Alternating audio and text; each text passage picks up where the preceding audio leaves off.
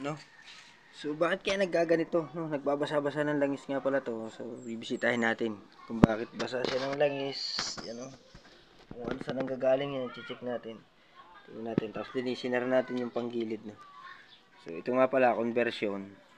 Ito, pang royal, no? So, dati ang sipaan yan, papunta dun sa kabila. Katulad ng mga gala. Yan, Rusi gala. Pero ito, rakal. No, ano. Pagtataka natin, nakabaliktad yan dati, tapos ngayon binaliktad natin pang Royal 125. Ito yung ginamit natin ngayon. So tatanggalin natin para makita rin natin itong saan ang gagaling itong leak na to ng oil, no? Okay naman yung kanyang bearing. Tingnan natin. Yan. Tingnan natin kung saan natagas to.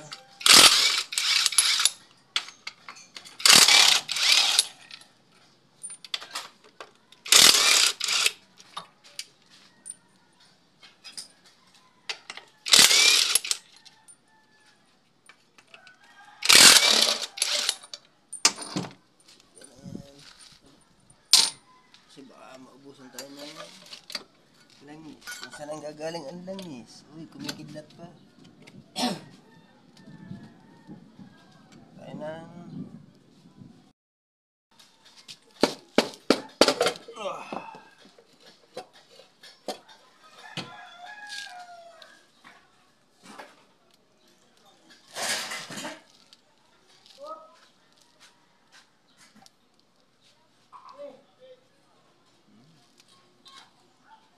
parang sumasayan.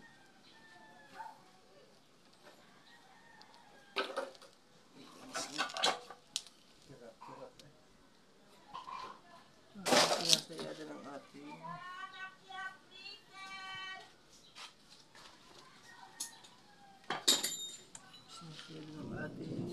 belt, no? So guys, sumasayin yung belt natin.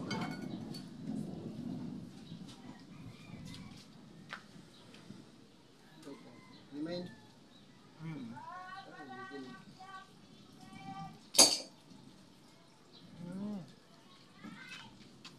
So sumasayin pala yung belt natin, sumasayad.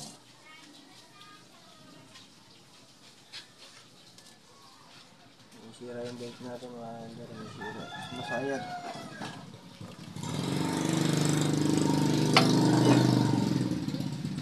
Babukasan natin yan para hindi na sumayad yan, no?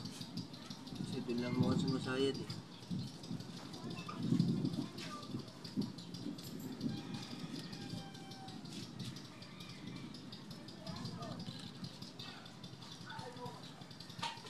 Kakalasin din natin to. Tingnan natin kung may laman pa.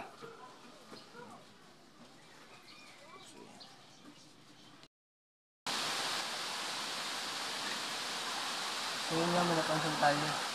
May tinatamaan yung belt natin. Wala natin yung linis. Ay, bigla mo yan.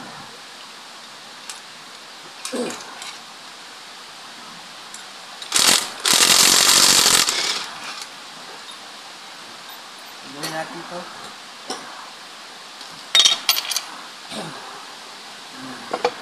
Ito na bila.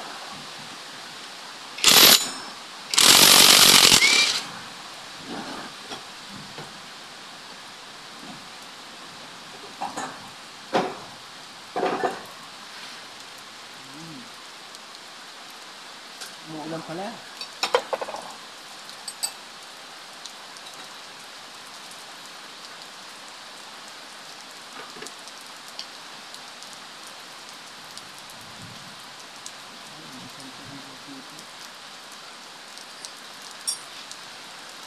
Ano ito? Ano yun? Ano yun? Ano, din niya. Ano tayong tornilyo dito sa loob. Sa gilid.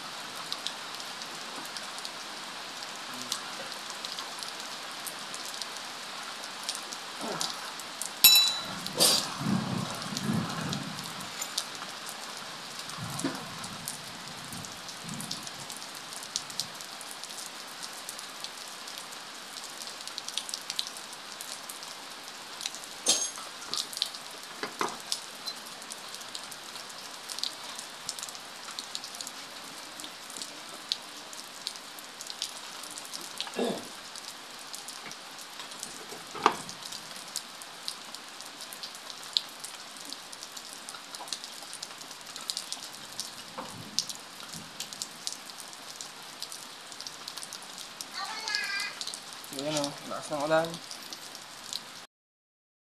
Ito dito tumatagas. Ito yung pinalta natin. Ito yung lumang gasket. Yan o. Yan, dito dumadaan. Belamoy data to. So, ito yung ating kakabit na bago. Yan o. Kukunti na rin yung gear oil niya. And then yan, lalagyan natin ng konting grasa yan. Para babalik natin. Tapos lilinisan natin yung mga dumi. No? Yan. Kaya na lang yung gear oil niya. Kakunti. Wala na yung 10 ml. Ito, linisan na rin natin ito mamaya. At sakto naman yung ating pang GY6 kasi yan. GY6 yan. Sa mga butas. So, yung mga welder yan.